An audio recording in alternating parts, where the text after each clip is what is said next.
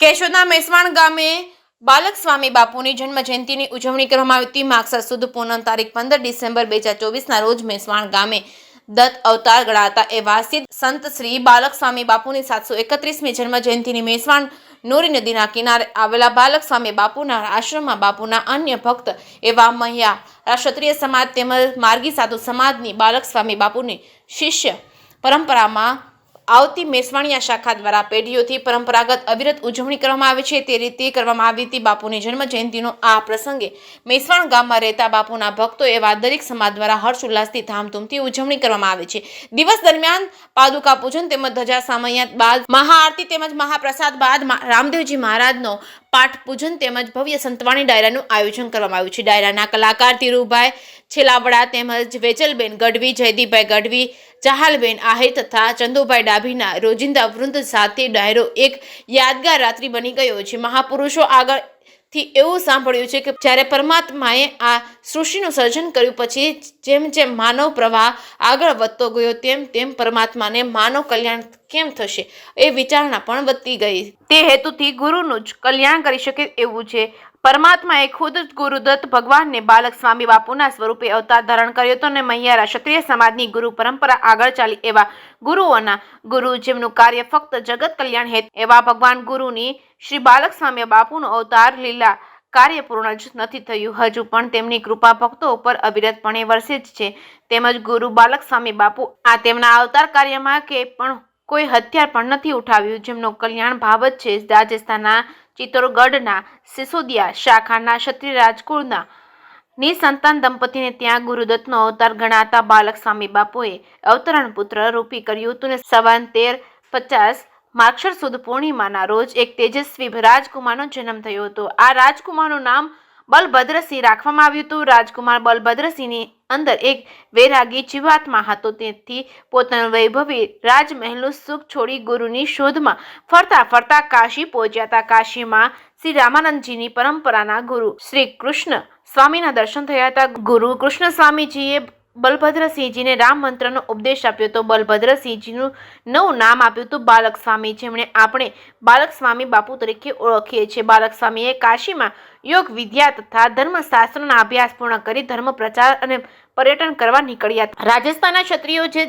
બાબરિયા રાજપૂત તરીકે ઓળખાતા હતા તે હાલમાં મહિયારા ક્ષત્રિયો તરીકે સોરઠમાં ઓળખાય છે। મહિયારાઓને સાથે લઈને બાલક સ્વામી બાપુ માનસરોવર તથા ઉત્તર ભારતની યાત્રા પૂર્ણ કરી ગિરનાર તરફ આવ્યા છે। ગિરનારના બિલીવનમાં 12 વર્ષ તપ કર્યું હતું। ના તપથી પ્રસન્ન થઈને દત્તાત્રેય ભગવાનને દર્શન આપ્યા હતા, આશીર્વાદ આપી યાજ્ઞા આપીને નોરી નદીને કાંઠે લુપ્ત થયેલી મિહિર ઋષિનો આશ્રમ ફરી આબાદ કર્યો હતો ને આમ શ્રી દત્તાત્રેય ભગવાનનો આદેશ લઈને બાલક સ્વામીજીનું આજના જૂનાગઢના કેશોદ તાલુકાના મેસવાણ ગામે પધાર્યા હતા। શ્રી બાલક સ્વામીજીએ સંવત 1400ના પ્રથમ વર્ષમાં લુપ્ત થયેલો નોરી નદીના તીરે મિહિર ઋષિના આશ્રમને પુનઃ પ્રતિષ્ઠિત કર્યો હતો અને ત્યારે તે સમયનું મશાણમાંથી મેસવાણ નામે ગામ વસાવ્યું હતું। મેસવાણ મંદિરના બાપુની સમાધિ સ્થાનને બાપુના નિજ હસ્તે પ્રતિષ્ઠા કરી હતી। હનુમાનજીની મૂર્તિને બાપુના ચરણ વિદ મંદિરમાં પૂજાય છે અને બાપુના પ્રથમ સેવક મહિયારા દરબાર તથા શિષ્ય પરંપરામાં માર્ગી સાધુ સમાજના મેસવાણિયા શાખા તથા 18 વરણમાં બાપુના અન્ય સેવક છે। બાપુની સેવામાં તેની સાથે 12-13 વર્ષના કુંભારના દીકરી અને એક પુણ્યશાળી જીવ શ્વાન બાપુ ભેગા જ રહે છે। હાલમાં પણ જ્યારે પણ સાંજે આરતીનો સમય અને ઝાલર પર દાંડી પડે ના પડે ત્યાં તો આ શ્વાનો પોતાની હાજરી પુરાવે છે। 1411ની સાલમાં પોતાના શિષ્યોને આજ્ઞા આપી એક મોટા ભંડારાનું આયોજન કર્યું અને તેમાં હજારો સાધુ સંતોને બોલાવવામાં આવ્યા હતા। સાધુ સંતોની હાજરી બાલક સ્વામી બાપુએ કુંભાર બાળા અને એક શ્વાન સાથે યોગ સમાધિ લીધી હતી અને એવું જાણવા મળે છે કે બાલક સ્વામીએ અલગ અલગ 6 જગ્યાએ યોગ સમાધિ લીધેલ છે।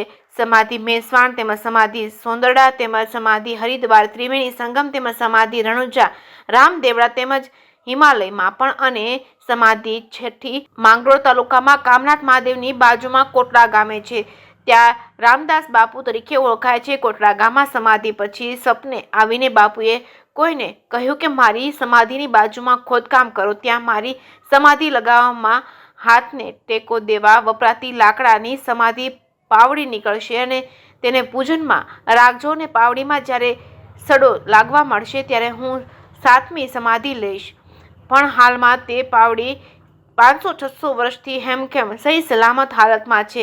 આજે પણ કામનાથ કોટડા સાધુ સમાજના ઘરે પૂજાય છે. બાલક સ્વામીજીની શિષ્ય પરંપરા પછી ગૃહસ્થળ શિષ્ય પરંપરા હાલ ચાલુ છે. બાલક સ્વામીજીની પરંપરાના સંતો મેસવાણિયા તરીકે ઓળખાય છે. મેસવાણિયા શાખાના સંતો અને મહિયારા ક્ષત્રિયોનું આગોરું સ્થાન છે. હાલમાં ગાદીપતિ તરીકે શ્રી 1008 મહામંડલેશ્વર હરકિશનદાસ બાપુ મેસવાણિયા બિરાજમાન છે.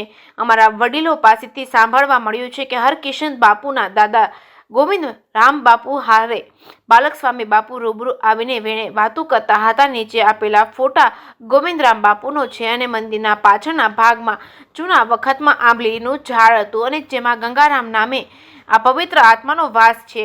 આપણે હાલની ભાષામાં તેવી પવિત્ર આત્માઓને પણ આપણે મામાદેવ કહીએ છીએ. પણ ગોવિંદરામ બાપુ મંદિરે પૂજા બાદ થાળ ધર્યા પછી ગંગારામનો પણ એક ભાગ કાઢતા અને કહેતા, ગંગારામ તારો ભાગ લઈ જા, અને ગંગારામ આંબલી પરથી ઉતરીને હાથો હાથ ભાગ લઈ જતા. હાલમાં પણ ગંગારામ મામાદેવને ધરવામાં આવતી જુવાર કે રાંધેલી જુવારની મંદિરની પાછળના ભાગમાં નાખેલી હોય, પણ કબૂતર જુવાર પાસે આટા મારતા હોય પણ તે જુવાર ચણતા નથી. મામાદેવને ધરાવેલ ત્રેઢવા મેદાનમાં ખુલ્લા ધરેલા હોય પણ તેને પણ ગાય કે કૂતરા ખાતા નથી. બાલક સ્વામી બાપુના હાથે પ્રાણ પ્રતિષ્ઠા કરેલા હનુમાનજી માણાવદર તાલુકાના પંજુરી હનુમાન તરીકે ખૂબ પ્રખ્યાત છે. માગસર સુદ પૂનમના દિવસે બાલક સ્વામી બાપુની 729મી જન્મ જયંતિની મેસવાણ ગામે ધામધૂમથી ગામ સમસ્ત ઉજવણી કરવામાં આવી છે.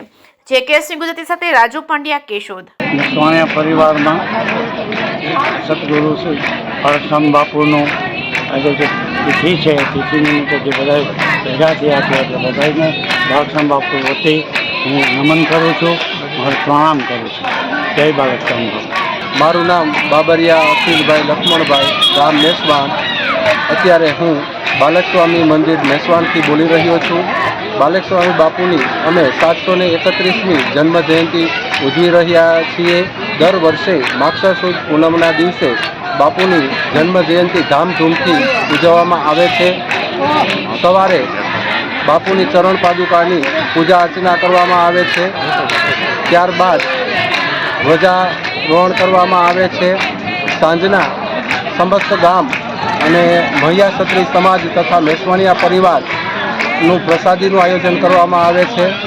આ પ્રસંગ સમસ્ત ગામ ઉમળકાભેર ઉજવે છે અને અંતે સાંજના સંતવાણીનો છે એ કાર્યક્રમ રાખવામાં આવે છે. બાલકસ્વામી બાપુ છે એ દત્ત અવતાર છે એવું માનવામાં આવે છે. બોલ બાલકસ્વામી બાપુ.